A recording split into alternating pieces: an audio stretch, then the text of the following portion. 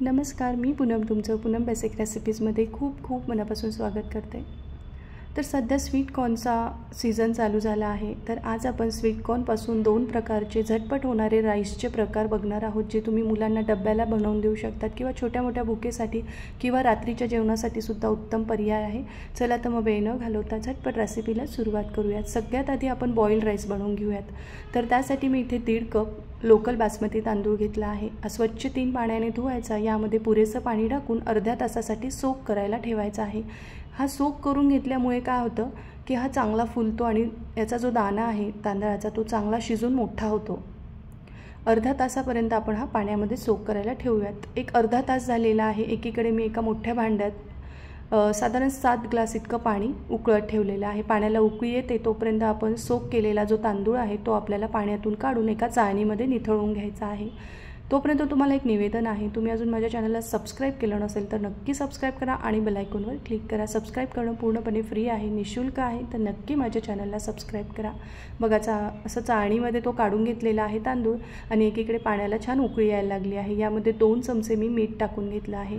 पाण्याला चांगली दणदणून उकळी आली की मग यामध्ये आपण सोक केलेला तांदूळ टाकून घ्यायचा आणि हाय फ्लेमवर हा आपल्याला शिजवून घ्यायचा आहे। साधारण 7 ते 8 मिनिटांमध्ये हा शिजून तयार होतो। 80% आपल्याला हा शिजवून घ्यायचा आहे।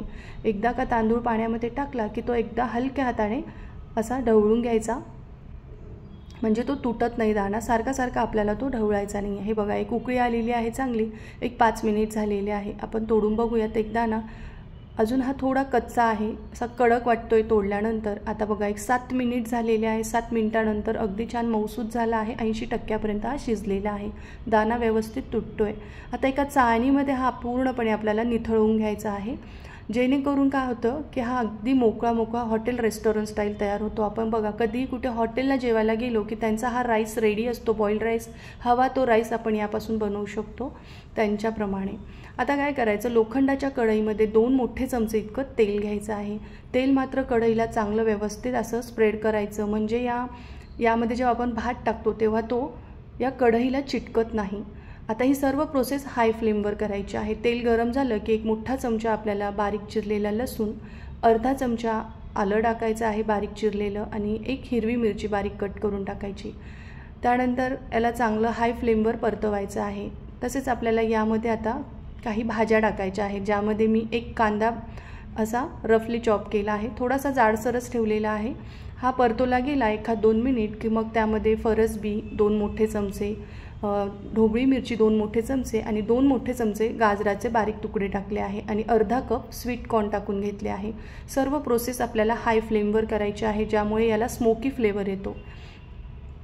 2 चमचे साधारण मी मीठ टाकलं आहे। मिठाची क्वांटिटी तुम्ही तुमच्या आवडीनुसार कमी जास्त करू शकता। छोटा चमचा आहे हा। आणि आता हाय फ्लेमवर मीठ टाकल्यावर 1 मिनिटासाठी आपण हा परतवून घेऊयात। भात चांगला किंवा या भाज्या चांगल्या परतवल्या गेल्या ना की याला चव खूप छान येते। क्रंचीनेसपणा मात्र आपल्याला टिकून ठेवायचे आहे, ओव्हर कुक करायचा नाही आहे। आता मी एक मोठा बाउल भरून यामधला जो आपण बॉईल केलेला राईस आहे तो टाकून घेणार आहोत। तुम्ही बघू शकता अगदी पांढरा शुभ्र पण तयार झाला आहे आणि अजिबात दाणा तुटलेला नाही आहे। आता बघा आपल्याला भाज्यांवर कधीही सॉस टाकायचे नाही आहे। तर जेव्हा आपण यामध्ये तो भात टाकतो तेव्हाच आपल्याला यावर एक मोठा चमचा भरून सोया सॉस आणि 1 चमचा विनेगर टाकायचा आहे। आणि आता आपल्याला यामध्ये अर्धा चमचा काळी मिरी पावडर टाकून घ्यायची आहे। याला परतवायचं आहे। परतवत असताना गॅसची फ्लेम हाय ठेवायची आणि अगदी तळापासून आपल्याला हा चमचा न्यायचा आणि मग वरती आणायचा आहे, म्हणजे दाणा तुटत नाही। तुम्ही बघू शकता एकही दाणा तुटलेला नाही आहे। तर सोया सॉस मला थोडा कमी वाटत होता, त्यामुळे मी 1 चमचा अजून यामध्ये तो वाढवलेला आहे। याला चांगलं एकदा परतवून घेऊयात। तर आपला पहिला राईस या ठिकाणी रेडी झालेला आहे। तर यावर आता आपण कांद्याची पात टाकून हा सर्व करूयात। गरमागरम हा राईस खायला खूप छान लागतो। लहान मुलं तर खूप आवडीने खातात। तुम्ही बर्थडे पार्टी किंवा छोटी मोठी किटी पार्टी असेल तर त्यासाठी हा तुम्ही बनवू शकतात। वरतून मी कांद्याची पात टाकून हा सर्व केलेला आहे। आता आपण दुसरा राईस म्हणजे sweet corn butter garlic rice बनवूयात। त्यासाठी पुन्हा लोखंडाची कढई चांगली गरम करायची, त्यामध्ये एक मोठा चमचा इतकं तेल सगळीकडे स्प्रेड करून घ्यायचं आहे आणि एक मोठा चमचा भरून बटर घालायचं आहे। बटरमुळेच या राईसला चव खूप छान येते। बटर घालायला कंजूसी करू नका। एक मोठा चमचा इतका बारीक चिरलेला लसूण टाकायचा आहे। गॅसची फ्लेम हाय ठेवायची आणि आता हलकासा हा सोनेरी रंग आला की यामध्ये एक हिरवी मिरची बारीक कट करून टाकायची आहे। तर यामध्ये भाज्या टाकणं पूर्णपणे ऑप्शनल आहे, नाही घातल्या तरीही चालेल। नुसता गार्लिक राईस खायला खूप छान लागतो, एकदा तुम्ही ट्राय करून बघा।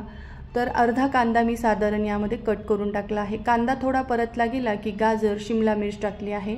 तुमच्या आवडीच्या कुठल्याही तुम्ही शिमला मिर्च यामध्ये ॲड करू शकतात। अर्धा कप मी यामध्ये फ्रेश स्वीट कॉर्न टाकून घेतलेले आहे।